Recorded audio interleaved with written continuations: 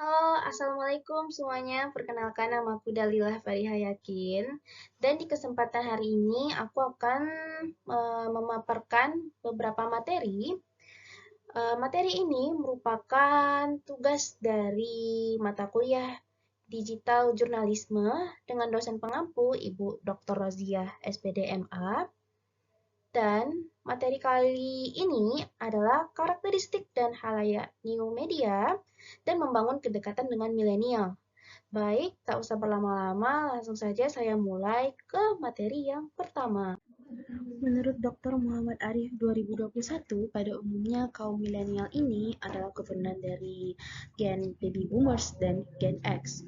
Generasi milenial juga disebut juga dengan eco boomers karena keunikan dari generasi ini adalah penggunaan teknologi yang tak dapat dipungkiri.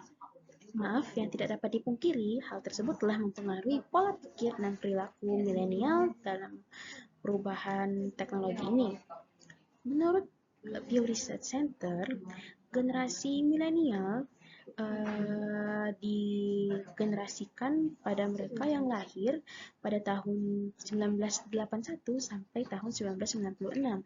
Dan generasi selanjutnya adalah generasi saya, itu generasi Z, ada generasi Alpha, dan generasi terbaru ini generasi Beta di tahun 2025. Lanjut, karakteristik khalayak new media dengan milenial.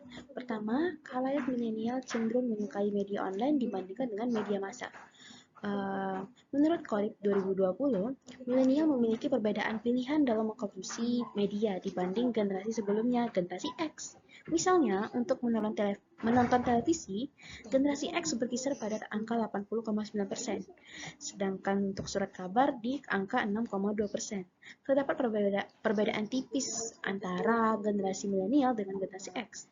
Tetapi pada akses media online terdapat perbedaan besar, karena 54,3% milenial mengakses media online, sedangkan generasi X hanya 11,9%. Jadi dari video ini, jadi dari pemaparan ini bisa didefinisikan bahwa gen milenial lebih menyukai media online dibandingkan dengan media massa. Dan ini dapat dibuktikan dari hasil pendekatan saya dengan 5 informan milenial bahwa mereka setuju dengan pernyataan tadi. Menurut mereka, sebagai kaum milenial, mereka lebih suka dengan segala sesuatu yang lebih fleksibel, efisien, dan praktis. Dan mereka lebih suka mengakses berita online daripada media massa yang berupa media cetak, yaitu koran. Dan dari sini bisa dilihat teman-teman, dari 5 informan, ada dari menurut Bu Happy. Menurut Bu Happy, membaca media online lebih praktis dan lebih efisien dalam mengakses informasi atau berita yang disampaikan. Karena saya sendiri juga berlangganan media online seperti detik.com dan media online lainnya. Dan media online lebih mudah didapat daripada media massa dalam bentuk cetak seperti koran. Lanjut, mereka beranggapan bahwa terkadang berita yang disajikan di dalam media cetak itu produksinya lebih lambat daripada media online yang berita disajikan secara real time. Terus juga menurut mereka penemuan media lama itu sudah semakin langka, karena yang kita tahu juga kan, media cetak seperti koran itu tuh dijualnya biasanya di lampu merah.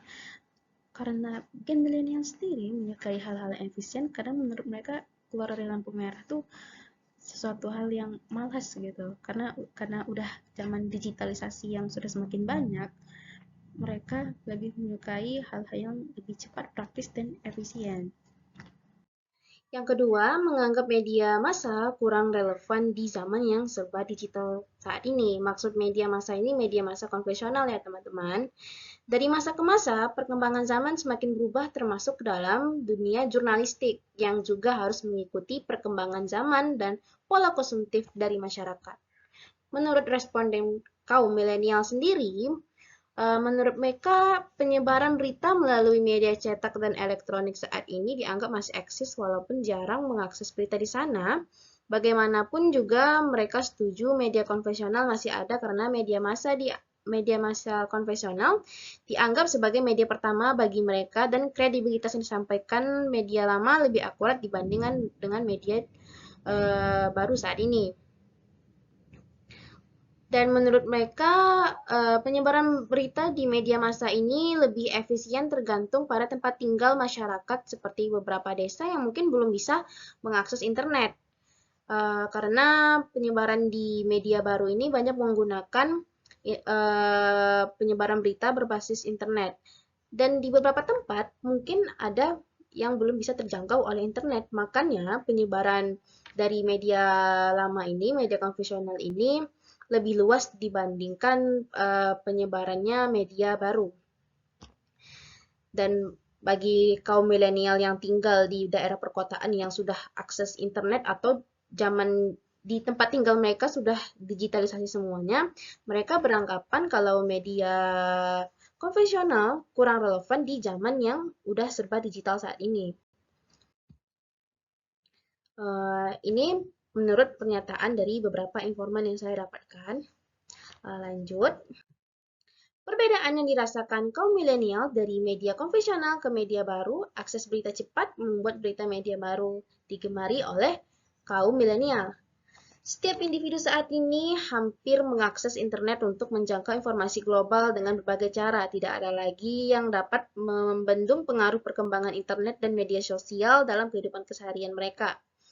Media sosial telah digunakan oleh 1 dari 10 orang pekerja, pelanggan, stakeholder, politisi, masyarakat lokal dengan berbagai jaringan sosial seperti Facebook, Twitter, dan sebagainya. Karena itu, media sosial menjadi sarana untuk menciptakan sebuah wacana dalam bentuk luas serta menjadi bahagian kontrol terhadap sebuah isu menurut Qorib 2020. Generasi milenial yang hidup dari transisi teknologi dan perkembangan teknologi, mereka merasakan perbedaannya karena mereka sendiri ini saksi hidup ya, bisa dibilang saksi hidup perkembangan zaman dari media lama ke media baru. Mereka beranggapan bahwa berita-berita di media baru ini lebih real time, cepat, praktis, dan lebih bervariasi dibandingkan dengan media lama. Berikut pernyataan dari 5 informan, teman-teman bisa lihat sendiri ya dari sini. Langsung saya lanjutkan ke slide berikutnya. Tipikal penggunaan screen time halayak milenial. Pada 5 orang responden, mereka melakukan screen time sebenarnya tergantung aktivitas apa yang mereka lakukan di dalamnya. Dalam wawancara ini, generasi milenial bekerja di bidang akademisi seperti seorang guru, staf laboran, dan dosen yang biasanya bekerja dari jam pagi sampai sore. Jadi mereka mengutarakan bahwa penggunaan screen time ini sebenarnya tergantung pada aktivitas apa yang ingin mereka lakukan. Kalau dari sisi pekerjaan, kita bisa lihat contoh. Menurut Pak Rizky sebagai seorang dosen IT, saya biasanya screen time hampir 8 jam sehari karena pekerjaan saya memang banyak mengkaji hal-hal yang berbau teknologi. Tapi kalau untuk penggunaan pribadi, seperti mencari berita dan hiburan, pastinya lebih sedikit, ya paling kisaran 3-4 jam sehari. Dan bagi seorang milenial yang sangat aktif juga dalam menggunakan sosial media, Pak Zaki ini mungkin termasuk ke dalam orang-orang yang heavy viewers. Menurut dia, biasanya saya screen time dalam sehari itu lebih dari 7 jam karena saya termasuk orang-orang yang aktif dalam membuka sosial media dan saya juga aktif menggunakan gadget untuk urusan pekerjaan saya di sela jam-jam istirahat. Biasanya saya menyempatkan waktu untuk membuka gadget saya. Kalau misalnya untuk penggunaan pribadi, apalagi sebagai seorang ibu dan sebagai seorang pekerja, sebagai seorang guru, menurut Bu Ila, sebagai seorang wanita yang bekerja dan sebagai seorang ibu rumah tangga, biasanya saya menghabiskan waktu aktivitas scrolling untuk me time saya, membuka gadget saya kira-kira dalam satu hari itu bisa sampai dengan 4 jam. Aktivitas yang biasa saya lakukan juga sudah mencakup semuanya yaitu mencari informasi dan hiburan. Dan juga menurut Ibu Nani, biasanya screen time bagi saya adalah sebuah hal untuk menghilangkan rasa penat setelah bekerja dan sebagai seorang ibu rumah tangga. Entah itu scrolling berita, entah itu hiburan, biasanya aktivitas itu saya lakukan sebanyak 2 jam, itu pun saya lakukan sebelum tidur. Jadi bisa dilihat dari beberapa informan ini bahwa penggunaan screen time mereka itu berbeda-beda. Biasanya kalau untuk kebutuhan pribadi, mereka biasanya menggunakan screen time itu kisaran waktu dari setengah jam, eh, 4 jam sampai setengah jam sampai 4 jaman lah. Tapi kalau misalnya untuk pekerjaan, biasanya mereka termasuk ke dalam waktu 7 jam. Dan ada juga beberapa milenial juga seorang heavy viewers yang memainkan sosial medianya sampai ke 7 jam. Lanjut. Platform yang milenial gemari dalam mencari berita dan sajian berita yang disajikan. Dari 5 orang responden milenial yang diwawancarai, mereka lebih menyukai platform seperti Instagram, Twitter, Facebook, dan YouTube, dan media online. Maaf. Dan sajian berita yang mereka sukai adalah sajian berita berupa teks yang banyak, kontekstual ya. Bisa kita lihat contohnya dari Twitter yang sangat banyak teks. Terus juga bentuk sajian berita dalam bentuk gambar, sajian berita dalam bentuk video yang berupa podcast. Selanjutnya, topik dan isu yang milenial sukai dalam menyerap informasi dan berita. Dari urutan kebutuhan milenial terhadap isi smartphone ini sebenarnya mengindikasi bahwa milenial tidak membutuhkan informasi serius setiap hari. Mereka butuh pelepasan dari kepenatan sehari-hari dengan mengakses konten yang santai. Karena itu, media online tidak menjadi pilihan utama dalam scrolling mereka. Bahkan untuk mengetahui informasi terbaru, kebanyakan informan masih mengikuti akun-akun gosip yang ada di Instagram maupun Twitter atau mengikuti akun media sosial dari beberapa kantor berita. Dari informasi-informan yang didapat, selain menyukai isu politik, ekonomi, isu sosial, dan berita yang serius, milenial juga suka mengakses hiburan, lifestyle, teknologi, dan sains. Lanjut. Karakteristik berikutnya, khalayak milenial lebih skeptis dan teliti terhadap isu dan berita yang disampaikan di media baru. Dari 5 informan yang penulis wawancarai, kaum milenial merasa lebih teliti dan berpikir kritis terhadap berita yang disajikan. Sebelum adanya media baru saat ini, kaum milenial juga lebih dahulu sudah membaca berita di media lama atau di media konvensional, yang dimana dalam media cetak atau media elektronik tersebut, mereka lebih banyak melakukan analisis. Nah, dan jadi menurut mereka sebelum mempercayai berita, mereka kebanyakan lebih berimbang dahulu dalam mendalami kedalaman kredibilitas berita yang disajikan. Dan generasi milenial lebih mempercayai kredibilitas yang disampaikan di media massa melainkan media baru saat ini. Karena yang sama-sama kita tahu, media baru yang menyajikan berbagai macam berita secara cepat, terkadang kredibilitas berita yang disampaikannya belum tentu benar. Jadi, menurut mereka, dalam sebuah berita yang disampaikan di media baru ini, mereka lebih skeptis dan lebih hati-hati dalam dalam menerima informasi atau berita. Bisa kita lihat sini pernyataan dari informan milenialnya ya. Menurut Bu Happy, menurut saya dalam mengkritisi sebuah berita, rasa saya sih lebih tergantung ke pribadi orangnya. Kalau ada sesuatu, kalau gen milenial ini lebih ke kalau ada sesuatu yang bisa diubah, mereka akan perjuangkan. Tapi kalau enggak ya sebaliknya. Tapi kalau dalam mencerna sebuah berita, gen milenial nggak langsung kritis sih, tapi lebih menelaah dan memahami maksudnya apa, angel-angelan dari mana, dan kalau menurut saya sih gitu. Dan menurut dari Pak Saki sendiri, saya setuju sih kalau milenial ini lebih kritis dalam menanggapi berita karena kami adalah saksi dari transisi teknologi yang hidup dari zaman tidak ada HP sampai ada HP itu muncul. Yang dari bentuknya masih layar seperti kalkulator, kemudian monoponik, dan sampai bentuk HP saat ini. Jadi kami lebih duluan paham apa itu yang namanya hoax karena di zaman-zaman SMS dulu banyak berita hoax tersebar. Jadi kami lebih merasa biasa memfilter sebuah berita yang disampaikan di media baru saat ini. Oke, saya lanjutkan ya teman-teman.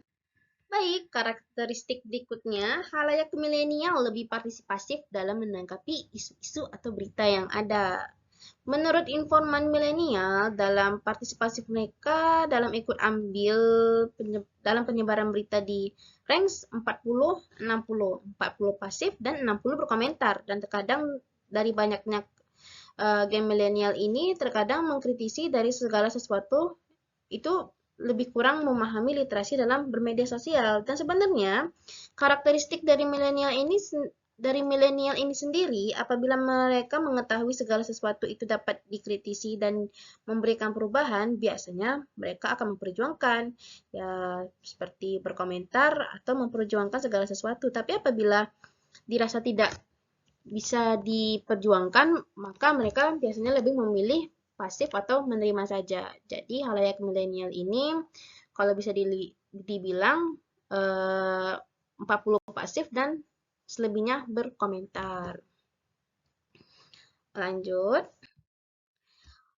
Walaupun media baru sangat efisien dalam menyampaikan berita, halayak milenial lebih meyakini kredibilitas media konvensional dibandingkan media baru. Dengan gencatan speed berita yang kencang di media baru ini membuat informasi yang disebarkan saat ini banyak yang akurasi kebenaran beritanya lebih dipertanyakan dibandingkan dengan media konvensional dahulu. Dan milenial sebagai manusia yang hidup di zaman transisi teknologi yang turut merasakan efek dari konvergensi media membuat mereka lebih percaya kredibilitas yang dilakukan media konvensional dibandingkan media baru saat ini.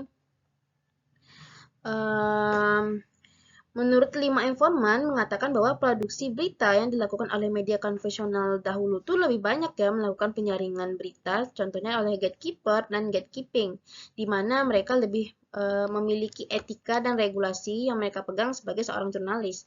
Kalau di zaman sekarang kan semua orang tuh bisa menjadi jurnalis. Kalau misalnya nampak berita baru dikit, mereka posting. Nah, dari situ yang membuat mereka berpikir kalau misalnya lebih kredibilitas di media lama dibandingkan media baru, biarpun penyebaran berita lebih cepat di zaman di zaman saat ini, di zaman media baru. Berikut wawancara penulis, wawancara saya dengan 5 informan. Menurut Bu Happy, sebagai milenial sebenarnya di antara dua media ini lebih ke sumbernya. Saya sih lebih percaya pada sumbernya, entah itu media cetak atau platform lainnya. Kalau di lembaga pers sudah pasti lebih kredibel dibandingkan yang lain, sebab mereka memiliki regulasi di dalamnya. Dan kalau menurut Pak Rizky, menurut saya sih lebih kredibilitas berita di konvensional karena sebuah berita tidak akan tersebar tanpa validasi dan yang memvalidasi bukan hanya satu atau dua orang, melainkan banyak sekali. Kalau kita levelkan mungkin dari 3 diseleksi oleh 2 diseleksi oleh 1, baru keluar berita itu. Berbeda dengan banyaknya berita di media baru saat ini, terutama pada media sosial. Orang-orang dengan mudahnya memvalidasi sesuatu, padahal sebenarnya kita tidak tahu letak validnya sebuah berita itu di mana. Dan menurut saya sih, media konvensional lebih kredibel dibandingkan media baru. Oke, saya lanjutkan. Ini slide terakhir ya teman-teman. Maksudnya pemaparan materi terakhir, harapan halayak milenial dalam dunia jurnalistik dalam penyebaran berita dan informasi ke depannya, terutama di media baru. Harapan milenial untuk jurnalistik yang semakin bersaing dengan digitalisasi saat ini adalah sajikan berita yang berimbang dan teliti untuk menghentikan penyebaran berita hoax. Dengan tidak panik untuk menyamai speed dari penyebaran berita di media digital, tetaplah banyak melakukan saringan informasi seperti membuat berita layaknya proses yang dilakukan media konvensional dahulu. Tetap memperhatikan kode etik jurnalis, kaidah-kaidah pemberitaan seperti 5W+1H, dan tidak mempropaganda sesuatu dan independen. Jadilah jurnalis yang mengedepankan berita yang benar tanpa tergiur dengan tawaran-tawaran yang besar yang mengarahkan kepada endorse. Jadi menurut mereka, jadilah wartawan yang menjunjung tinggi kredibilitas dari sebuah berita. Baik, dari pemaparan materi sebelumnya, ini bersumber dari jurnal generasi milenial dalam internalisasi karakter Nusantara, dari Korip F 2020, pola konsumsi media pada generasi milenial, dan data dan bersumber dari informan yang saya dapat. Terima kasih juga kepada informan-informan yang telah memberikan informasi kepada saya. Dan berikut adalah foto saya bersama para informan milenial. Oke, terima kasih teman-teman yang telah menyaksikan video saya. Apabila ada salah dan kata saya mohon maaf. Sekali lagi, maaf apabila ada kekurangan. Assalamualaikum warahmatullahi wabarakatuh.